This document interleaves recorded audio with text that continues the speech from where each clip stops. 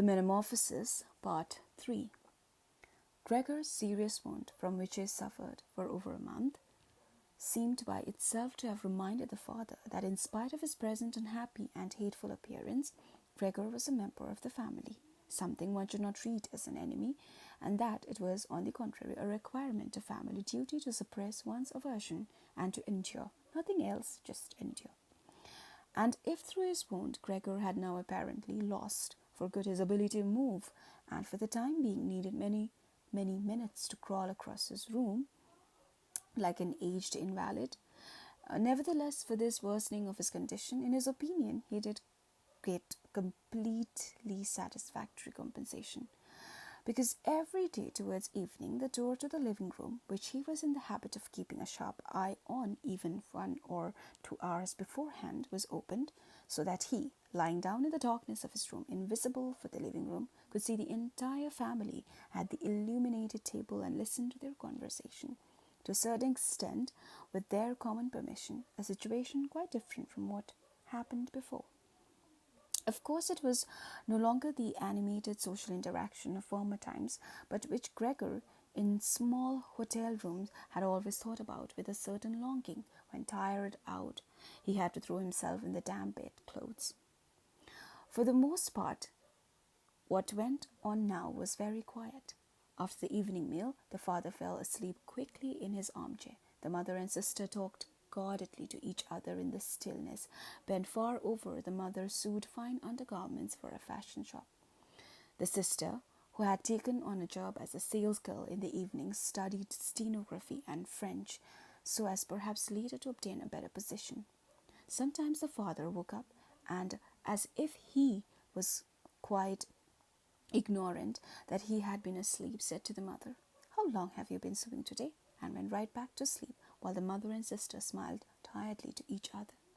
With a sort of stubbornness, the father refused to take off his servant's uniform, even at home, and while this sleeping gown hung unused on the coat hook, the father dozed completely dressed in his place, as if he was always ready for his responsibility, and even here was waiting for the voice of his superior.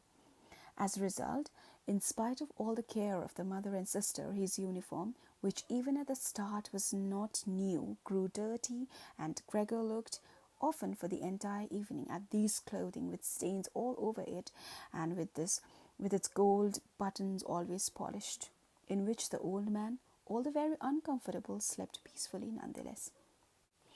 As soon as the clock struck 10, the mother tried encouraging the father gently to wake up and then persuading him to go to bed, on the ground that he couldn't get a proper sleep here, and the father, who had to report for service at 6 o'clock, really needed a good sleep.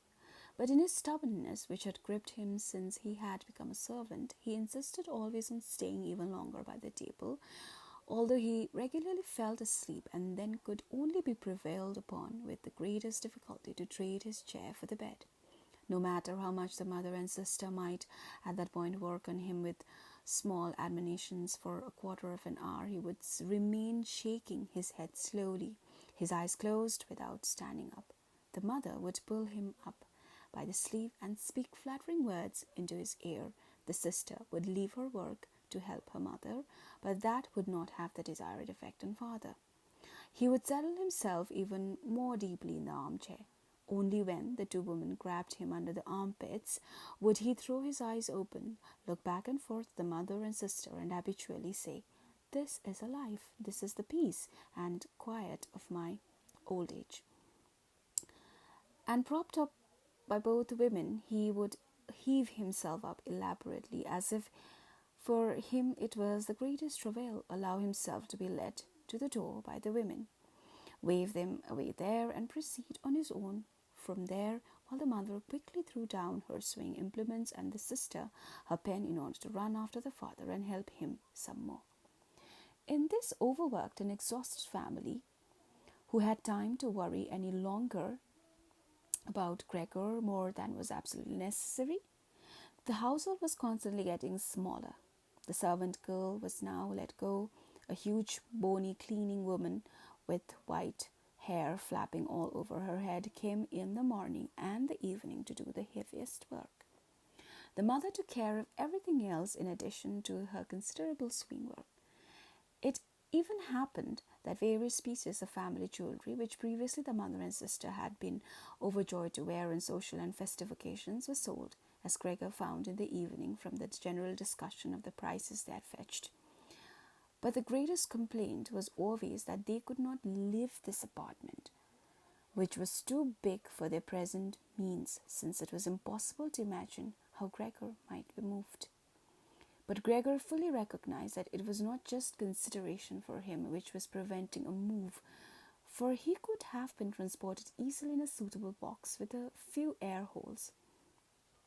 The main thing holding the family back from a change in living quarters was for more their complete hopelessness and the idea that they had been struck by a misfortune like no one else in the entire circle of relatives and acquaintances.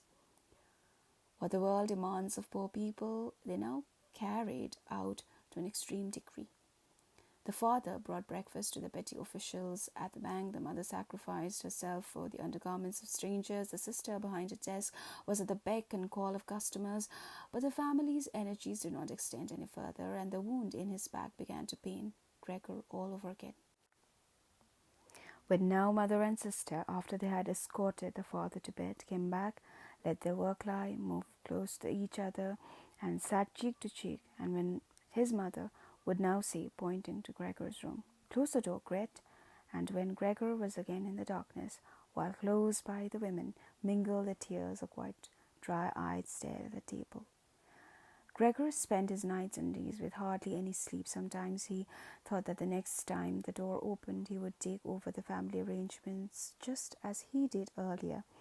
In his imagination appeared again, after a long time, his employer and supervisor, and the apprentices, the excessive comely custodian, 2 or 3 friends from other businesses, a chambermaid from a hotel in the provinces, a loving fleeting memory, a female cashier from a hat shop whom he had seriously but too slowly courted.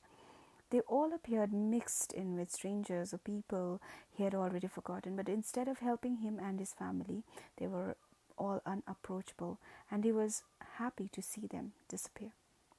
But then he was in no mood to worry about his family. He was filled with sheer anger over the wretched care he was getting, even though he couldn't imagine anything for which he might have an appetite. Still, he made plans about how he could take from the larder what he at all accounted deserved, even if he wasn't hungry. Without thinking any more about how one might be able to give Gregor special pleasure, the sister now kicked some food or other very quickly into his room in the morning, and at noon, before she ran off to her shop, and in the evening, quite indifferent about whether the food had perhaps only been tasted or what happened most frequently remained entirely undisturbed, she whisked it out with one sweep of a broom. The task of cleaning his room, which she now always carried out in the evening, could not be done any more quickly. Streaks of dirt ran along the wall. Here and there lay tangles of dust and garbage. At first, when his sister arrived, Gregor positioned himself in a particularly filthy corner in order to beat the posture, to make something of a protest, but this could have well stayed there for weeks without his sister changing her ways. In this business with the touchiness, which was quite new to her and which had generally taken over the entire family, she kept watch to see that the cleaning of Gregor's room remained reserved for her. Once his mother had undertaken a major cleaning of Gregor's room, which she had only completed successfully after using a few buckets of water, but the extensive dampness made Gregor sick, and he lay supine, embittered and immobile on the couch.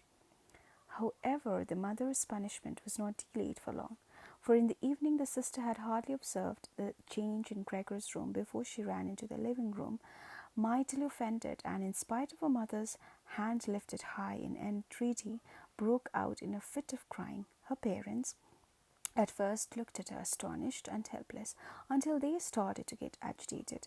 Turning to his right, the father heaped reproaches on the mother that she was not to take over the cleaning of Gregor's room from the sister, and turning to his left, he shouted at the sister that she would no longer be allowed to clean Gregor's room ever again, while the mother tried to pull the father beside himself in his excitement into the bedroom.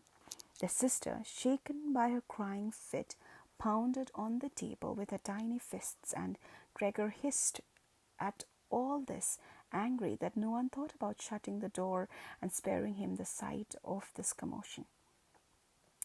But even when Sister, exhausted from her daily work, had grown tired of caring for Gregor as she had before, even then the mother did not have to come at all on her behalf. And Gregor did not have to be neglected, for now the cleaning woman was there. The old widow, who in her long life must have managed to survive the worst with the help of her bony frame, had no real horror of Gregor. Without being in the least curious, she had once by chance opened Gregor's door. At the sight of Gregor, who, totally surprised, began to scamper here and there, although no one was chasing him, she remained standing with her hands folded across her stomach, staring at him. Since then, she did not fail to open the door furtively a little every morning and evening to look in on Gregor. At first, she also called him to her with words which she presumably thought were friendly, like "Come here for a bit, old dung beetle," or "Hey, look at the old dung beetle," addressed in such a manner. Gregor answered nothing, but remained motionless in his place, as if the door had not been opened at all. If only instead of allowing this cleaning woman to disturb him uselessly whenever she felt like it, they had instead given her orders to clean up his room every day. One day in the early morning, when the cleaning woman started up once again with her usual conversation, Gregor was so bitter that he turned towards her as if for an attack. Although slowly and weakly, but instead of being afraid of him, the cleaning woman merely lifted up a chair standing close by the door, and as she stood there with her mouth wide open, her intention was clear. She would close her mouth only when the chair in her hand had been thrown down at Gregor's back. "This goes no further at right," she asked as Gregor turned himself around again, and she placed the chair calmly back in the corner. Gregor ate hardly anything anymore. Only when he chanced to move past the food which had been prepared did he, as a game, take a bit into his mouth, hold it there for hours, and generally spit it out again. At first he thought it might be his sadness over the condition of his room which kept him from eating, but he very soon became reconciled to the alterations in his room. People had grown accustomed to put into storage in his room things which they couldn't put anywhere else, and at this point there were so much things now that they had rented one room of the apartment to 3 lodgers. These solemn gentlemen, all 3, had full beds, as Gregor once found out through a meticulous intent on tidiness, not only in their own room but in the entire household, and particularly in the kitchen. They simply did not tolerate any useless or shoddy stuff. Moreover, for the most part, they had brought with them their own pieces of furniture. Thus, many items had become superfluous, and these were really not the things one could sell or things people wanted to throw out. All these items ended up in Gregor's room, even the box of ashes and the garbage pail from the kitchen. The cleaning woman, always in a hurry, simply flung anything that was momentarily useless into Gregor's room. Fortunately, Gregor generally saw only the relevant object and the hand which held it. The cleaning woman perhaps was intending, when time and opportunity allowed, to take the stuff out again or to throw everything out all at once. But in the fact, the things remained lying there whenever they had ended up at the first throw, unless Gregor squirmed his way through the accumulation of junk and moved it. At first he was forced to do this because otherwise there was no room for him to creep around, but later he did it with a growing pleasure, although after such movements, tired to death and feeling wretched, he didn't budge for hours. Because the lodgers sometimes also took their evening meal at home in the common living room, the door to the living room stayed shut on many evenings, but Gregor had no trouble at all going without the open door. Already on many evenings, when it was open, he had not availed himself of it, but without the family noticing, was stretching out in the darkest corner of his room. However, once the cleaning woman had left the door to the living room slightly ajar, and it remained open even when the lodgers came in the evening and the lights were put on, they sat down at the head of the table, where in earlier days the mother, the father, and Gregor had eaten, unfolded their serviettes, and picked up the knives and forks. The mother immediately appeared in the door with a dish of meat, and right behind her the sister with the dish piled high with potatoes. The food gave off a lot of steam. The gentlemen lodgers bent over the plate set before them as if they wanted to check it before eating, and in fact the one who sat in the middle cut off a piece of meat still on the plate, obviously to establish whether it was sufficiently tender and whether or not something should be shifted back to the kitchen. He was satisfied, and mother and sister, who had looked on in suspense, began to breathe easily and to smile. The family itself ate in the kitchen. In spite of that, beforehand the father went into the kitchen. He came into the room and with a single bowl cap in hand made a tour of the table. The lodgers rose up collectively and murmured something in their beards. Then, when they were alone, they ate almost in complete silence. It seemed odd to Gregor that out of all the many different sorts of sounds of eating, what was always audible was their chewing teeth, as if by that Gregor should be shown that people needed the teeth to eat, and that nothing could be done even with the most handsome toothless jawbone. I really do have an appetite, Gregor said to himself sorrowfully, but not for these things. How these lodgers stuff themselves, and I am dying. On the very evening it sounded from the kitchen. Gregor didn't remember hearing the violin all through this period. The lodgers had already ended their night meal. The middle one had pulled out a newspaper and had given each of the other two a page, and they were now leaning back, reading and smoking. When the violin started playing, they became attentive, got up, and went on to the hall door, tiptoe, at which they remained standing, pressed up against one another. They must have been audible from the kitchen, because the father called out, "Perhaps the gentlemen don't like the playing. It can be stopped at once." "On the contrary," started the lodger in the middle, "might the young woman not come into us and play in the room here, where it is really much more comfortable and cheerful?" "Oh, thank you," cried out the father, as if he were the one playing the violin. The men stepped back into the room and waited. Soon the father came with the music stand, the mother with the sheet music, and the sister with the violin. The sister calmly prepared everything for the recital.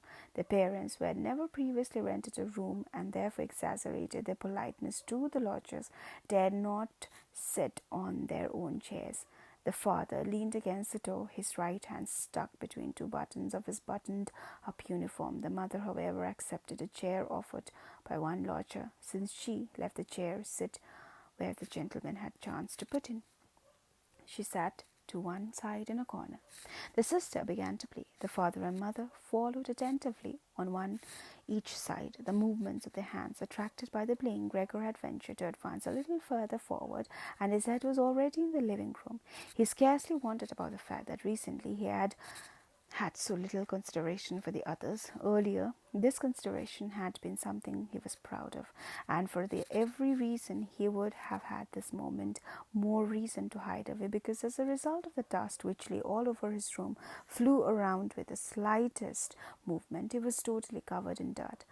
On his back and his sides he carted around with him dusts, threads, hair, and remnants of food. His indifference to everything was much too great for him to lie on his back and scour himself on the carpet, as he often had done earlier during the day. In spite of his condition, he had no timidity, but inching forward a bit on the spotless floor of the living room.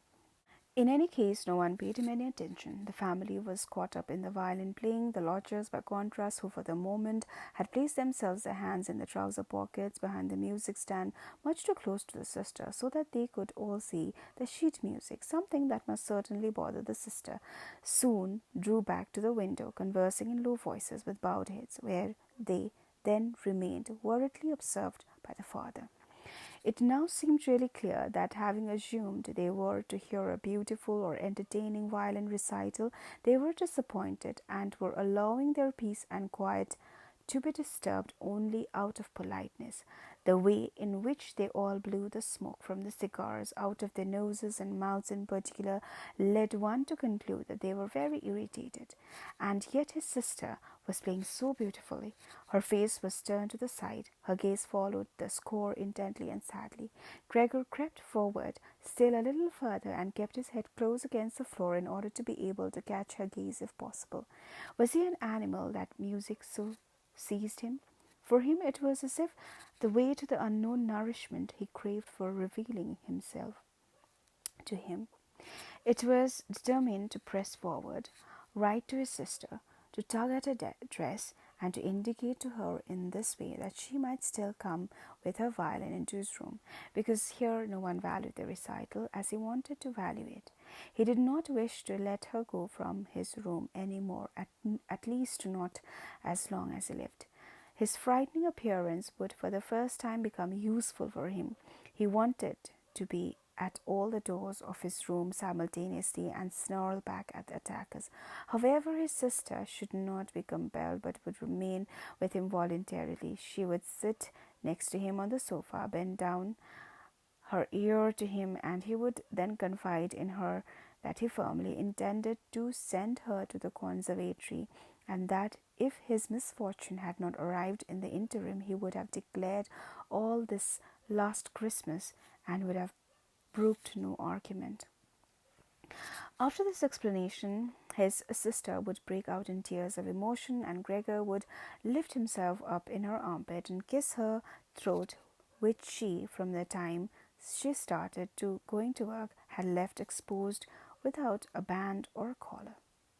Mr. Samsa called out the middle lodger to the father and pointed his index finger without uttering a further word at Gregor as he was moving slowly forward. The violin fell silent. The middle lodger smiled, first shaking his head once at his friends and then looked down at Gregor once more. Rather than driving Gregor back again, the father seemed to consider it of prime importance to calm down the lodgers, although they were not at all upset, and Gregor seemed to entertain them more than the violin recital. The father hurried over to them and, with outstretched arms, tried to push them into their own room and simultaneously to block their view of Gregor with his own body. At this point, they became really somewhat irritated, although no one longer knew whether that was because of the father's behavior or because of the knowledge that they had just acquired, that they had had without knowing it, a neighbor like Gregor. They demanded explanations from their father, raised their arms to make their points, tugged agitatedly at their beards, and moved back towards their room quite slowly. In the meantime, the isolation which had suddenly fallen upon his sister after the sudden breaking of the violin recital had overwhelmed her. She had held into the violin and bowed her limp hands for a while, and a little while had continued to look at the sheet music as if she was still playing.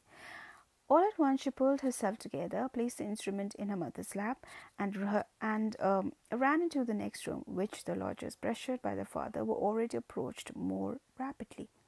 One could observe how under the sisters' practiced hands the sheets and pillows of the beds were thrown on high and arranged. Even before the lodgers had reached the room, she was finished fixing the beds and was slipping out. The father seemed so gripped once again with his stubbornness that he forgot about the respect which he always owed to his renters. He pressed on until all the doors of the room, the middle gentleman stamped out loudly with his foot and thus brought the father to a standstill. "I hereby declare," the middle lodger said, raising his hands and casting his glance both on the mother and sister, "that considering the disgraceful conditions prevailing in this apartment and family," with this he spat decisively on the floor, "I immediately cancel my room.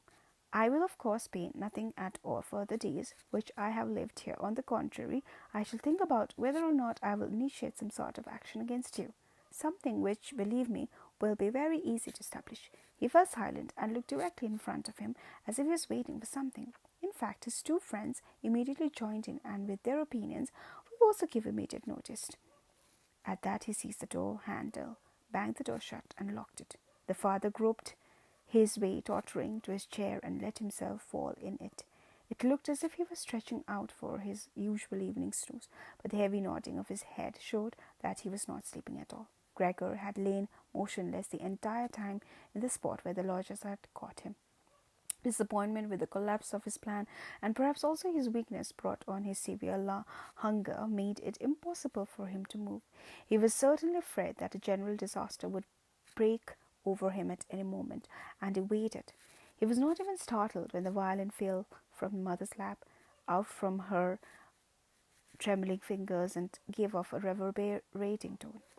"My dear parents," said the sister, banging her hand on the table by the way of an introduction, "things cannot go on any longer in this way. Maybe if you don't understand that, well, I do. I do not utter my brother's name in front of this monster. And thus I say only that we must get rid of it. We have tried, and what is humanly possible, to take care of it and be patient. I believe that no one can criticize us in that slightest." "She's right in 1,000 ways," said the father to himself. The mother, who was still incapable of breathing properly, began to cough numbly, with her hand held up over her mouth and maniac expression in her eyes. The sister hurried over to her mother and held her forehead. The sister's words seemed to have led the father to certain reflections. He sat upright, played with his uniform hat among the plates which still lay on the table from the lodger's evening meal, and looked now and then at the motionless Gregor. "We must try to get rid of it," the sister said decisively to the father, for the mother, in her coughing fit, wasn't listening to anything. "It is killing you both. I see it coming. When people have to work as hard as we all do, they cannot also tolerate this endless torment at home. I just can't go on any more." And she broke out into such a crying fit that her tears flowed down onto her mother's face. She wiped them off, her mother, with mechanical motions of her hands. "Child," said the father sympathetically and with obvious appreciation that what they should do. The sister only shrugged her shoulders as a sign of perplexity, which, in contrast to her previous confidence, had come over her while she was crying. "If only he understood us," said the father in a semi-questioning tone. The sister, in the midst of her sobbing, shook her hand energetically, and a sign that there was no point thinking of that. "If he only understood us," repeated the father, and by shutting his eyes he observed the sister's conviction of the impossibility of this point. "Then perhaps some compromise would be possible with him, but as it is, it must be gotten rid of," cried the sister. "That is the only way, father. You must try to get rid of the idea that this is Gregor. The fact that we have believed for so long, that is truly our real misfortune. But how can it be Gregor? If it were Gregor, he would have long ago realized that a communal life among human beings is not possible with such an animal, and would have gone away voluntarily. Then we would not have to bother, but we could go on living and honor his memory. But this animal plagues us. It drives away the lodgers, will obviously take over the entire apartment, and leave us to spend the night in the alley. Just look, father," she suddenly cried out. "He's already starting up again." With a fright which was totally incomprehensible to Gregor, the sister even left the mother, pushed herself away from her chair as if she would sooner sacrifice her mother than remain in Gregor's vicinity, and rushed behind her father, who, excited merely by her behavior, also stood up and half raised his arms in front of the sister as though to protect her. But Gregor did not have any notion of wishing to create problems for anyone, and certainly not for his sister. He had just started to turn himself around in order to creep back into his room.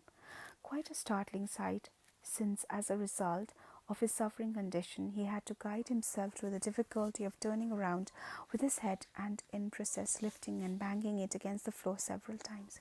He paused and looked around. His good intentions seemed to have been recognized. The fright had only lasted for a moment. Now they looked at him in silence and sorrow. His mother lay in her chair with her legs stretched out and pressed together. Her eyes was almost shut from weariness. The father and sister sat next to one another. The sister had set her hands around the father's neck. "Now perhaps I can actually turn myself around," thought Gregor, and began the task again. He couldn't stop puffing at that effort, and had to rest now and then. Besides, no one was urging him on. It was all left to him on his own. When he had completed turning around, he immediately began to wander straight back. He was astonished at the great distance which separated him from his room, and did not understand in the least how in his weakness he had covered the same distance a short time before almost without noticing it, constantly intent only on creeping along quickly. He hardly paid any attention to the fact that no word or cry from his family interrupted him. Only when he was already in the door did he turn his head, not completely because he felt his neck growing stiff. At any rate, he still saw that behind him nothing had changed. Only the sister was standing up. His last glimpse brushed over the mother, who was now completely asleep. Hardly was he inside his room when the door pushed shut very quickly, bolted fast and barred. Gregor was startled by the sudden commotion behind him, so much so that his little limbs bent over double under him. It was his sister who had been in such a hurry. She had stood up right away, had waited, and had then sprung forward nimbly. Gregor had not heard anything of her approach. She cried out finally to her parents as she turned the key in the lock. What now? Gregor asked himself, and looked around him in the darkness. He soon made the discovery that he could no longer move at all. He was not surprised at all. On the contrary, it struck him as unnatural that he had really been able up to this point to move around with these thin little legs. Besides, he felt relatively content. True, he had pains throughout the entire body, but it seemed to him that they were gradually becoming weaker and weaker, and would finally go away completely. The rotten apple in his back and the inflamed surrounding area entirely covered with white dust he hardly noticed. He remembered his family with deep feeling and love. In this business, his own thought that he had to disappear was, if possible, even more decisive than his sister's. He remained in this state of empty and peaceful reflection until the tower clock struck 3 o'clock in the morning. From the window he witnessed the beginning of the general dawning outside. Then, without willing it, his head sank all the way down, and from his nostrils flowed out weakly out his last breath. Early in the morning the cleaning woman came. In her sheer energy and haste she banged all the doors in precisely the way people had already asked her to avoid, so much so that once she arrived a quiet sleep was no longer possible anywhere in the entire apartment. In her customary brief visit to Gregor, she at first found nothing special. She thought he lay so immobile there, intending to play the offended party. She gave him credit for as complete and understanding as possible, because she happened to hold the long broom in her hand. She tried to tickle Gregor with it from the door. When that was quite unsuccessful, she became irritated and poked Gregor a little, and only when she had shoved him from his place without any resistance did she become attentive. When she quickly realized the true state of affairs, her eyes grew large. She whistled to herself, but didn't restrain herself for long. She pulled open the door of the bedroom and yelled in a loud voice in the darkness, "Come and look, it's kicked the bucket. It's lying there, totally snuffed." The Samsa married couple sat upright in the marriage bed and had to get over their fright of the cleaning woman before they managed to grasp her message. But then Mr. and Mrs. Samsa climbed very quickly out of bed, one on either side. Mr. Samsa threw the bedspread over his soldiers. Mrs. Samsa came out only in her nightshirt, and like this they stepped into Gregor's room. Meanwhile, the doors of the living room, in which Gret had slept since the lodgers had arrived on the scene, had also opened. She was fully clothed, as if she had not slept at all. Her white face also seemed to indicate that "Dead?" said Mrs. Samsa, looked questionably at the cleaning woman, although she could check everything on her own and even understand without a check. "I should say so," said the cleaning woman, and by way of proof poked Gregor's body with the broom a considerable distance more to the side. Mrs. Samsa made a movement as if she wished to restrain the broom, but didn't do it. "Well," said Mr. Samsa, "now we can give thanks to God." He crossed himself, and the three women followed his example. Gret who did not take her eyes off the corpse, said, "Look how thin he was. He had eaten nothing for such a long time. The meals which came in here came out again exactly the same." In fact, Gregor's body was completely flat and dry. That was apparent really for the first time, now that he was no longer raised in the small limbs, and moreover now that nothing else distracted one gaze. "Great, come into us for a moment," said Mrs. Samsa with a melancholy smile, and Great went, not without looking back at the corpse behind her parents, into the bedroom. The cleaning woman shut the door and opened the window wide. In spite of the early morning, the fresh air was partly tinged with warmth. It was already the end of March. The three lodgers stepped out of their room and looked around for their breakfast, astonished that they had been forgotten. "Where is the breakfast?" said the middle one of the gentlemen grumpily to the cleaning woman.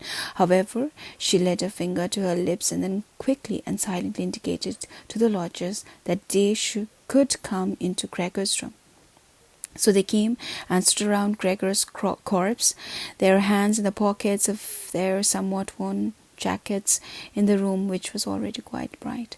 The door of the bedroom opened, and Mr. Samsa appeared in his uniform, with his wife on one arm and his daughter on the other. All were a little tear-stained. Now then, Gret pressed her face into her father's arm. "Get out of my apartment immediately," said Mr. Samsa, and then pulled open the door without letting go of the women. "What do you mean?" said the middle lodger, somewhat dismayed, and with a sugary smile. The two others kept their hands behind them and constantly rubbed them against each other, as if in a joyful anticipation of a great squabble which must end up in their favour. "I mean exactly what I say," replied Mr. Samsa, and went directly with his two female companions up to the lodger. The latter at first stood there motionless and looked at the floor, as if matters were arranging themselves in a new way in his head. "All right, then we'll go," he said, and looked up at Mr. Samsa as if suddenly overcome by humility. He was asking fresh permission for the decision. Mr. Samsa merely nodded to him repeatedly with the eyes wide open. Following that, the lodger actually went immediately with long strides into the hall. His two friends had already been listening for a while with their hands quite still, and now they hopped smartly after him, as if afraid that Mr. Samsa could step into the hall ahead of them and disturb their reunion with their leader. In the hall, all three of them took their hats from the coat rack, pulled their canes from the cane holder, bowed silently, and left the apartment. In what turned out to be an entirely groundless mistrust, Mr. Samsa stepped with the two women out into the landing, leaned against the railing, and looked down as the three lodgers slowly but steadily made their way down the long staircase, disappeared on each floor in a certain turn of the stairwell, and few seconds came out again. The deeper they proceeded, the more the Samsa family lost interest in them, and when a butcher with a tray on his head came to meet them, and then with a proud bearing ascended the stairs high above them, Mr. Samsa, together with the women, left the banister, and they all returned as if relieved back into their apartment. They decided to pass that day resting and going for a stroll.